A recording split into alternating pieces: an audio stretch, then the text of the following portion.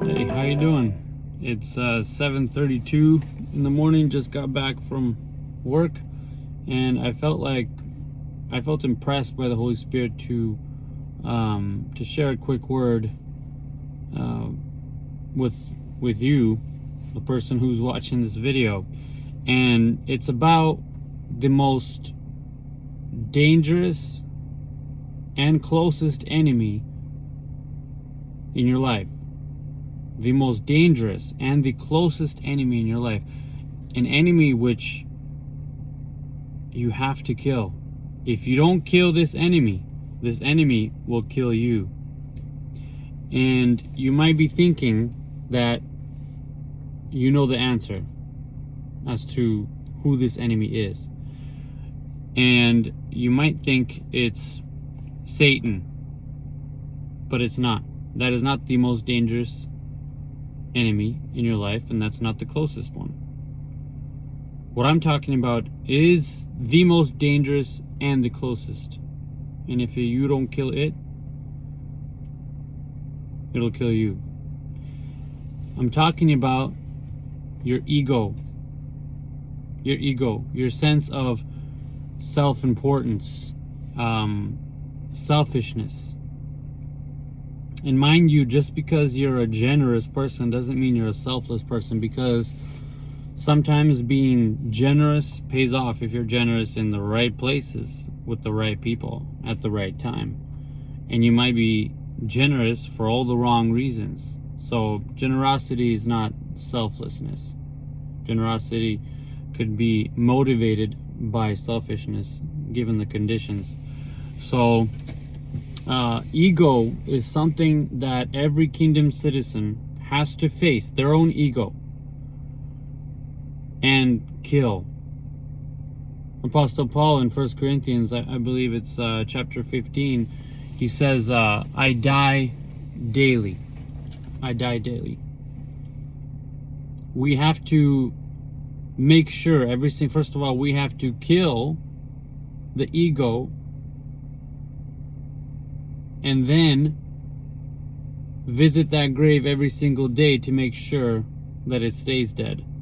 Because the enemy will, and now I'm talking about Satan and the kingdom of darkness, the kingdom of darkness will try to reanimate your ego. Because if they can accomplish that, then they can start doing some real work in your life. But as long as the ego is dead, they are very limited. The kingdom of darkness is limited as to how much access they have to your life. If you remember, ego is the reason that Lucifer fell. He became all full of himself. So full of himself that he wanted to be worshipped like God. And I guess I want to ask you, did you ask the Lord to kill your ego? That's something that we have to consciously do, just like we consciously committed ourselves to Christ, yielded to His kingship, His rulership over our lives. That was a conscious decision, a conscious act. Water baptism, conscious act. You know, everything has to be a conscious act. And this has to, the ego doesn't die automatically. If it did, then Apostle Paul wouldn't say, I die daily. Now, you may interpret that differently, but I'm a believer in the fact that we have to crucify the flesh daily. Daily. You know, and the flesh is really, it's the flesh, we like to talk about the flesh as if it has a will of its own, but it doesn't. The flesh is reactionary in nature. You know, it has biological systems, nervous systems and whatnot, or the nervous system, and it reacts to external stimuli, external and internal. It reacts to stimuli.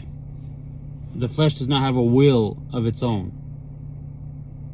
The Bible talks about the desires of the flesh. It doesn't mean that the flesh is its own person and it desires its own thing. No, it's reactionary in nature. So, crucifying the flesh daily. It's not talking about, putting yourself physically on a cross, crucifying yourself. It doesn't mean that the flesh is its own person, but what it does mean is that the flesh is ruled by the ego. And then that ego counteracts against the person of the Holy Spirit who resides in you, kingdom citizen. If in fact you are a kingdom citizen. And these two are always warring with each other. So the ego needs to die so that the Holy Spirit can take control of everything. Now, if you want to live a mediocre life, a mediocre Christian life, full of traditions, sure, keep going the way you're going. But if you want to experience, if you want to be used in a greater way as an instrument, as a vessel of God, then the self has to get out of the way. Ego has to die. And it dies hard. It's a very painful process. Ego doesn't just, lay down and die willingly. When you turn against your own ego, when you align yourself with the will of God, and you're like, God, kill this ego of mine, so that selfishness and pride and arrogance, this stuff would be out of the way. Then, if you pray that sincerely, then the Lord will he'll begin his work. He'll begin his work. So I would really advise you count the cost before you pray that prayer. But if you do, then brace yourself, because the Lord is going to start doing some serious work. So that's what I wanted to share.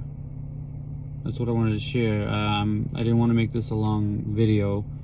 I just wanted to bring this to your attention, this enemy that is the most dangerous in your life, and it is closest to you because it is a part of you. It is you, and you have to get out of the way so that the Holy Spirit can work through you, through this vessel. God bless you. Please like and subscribe if you like this video. Help support the channel. God bless you.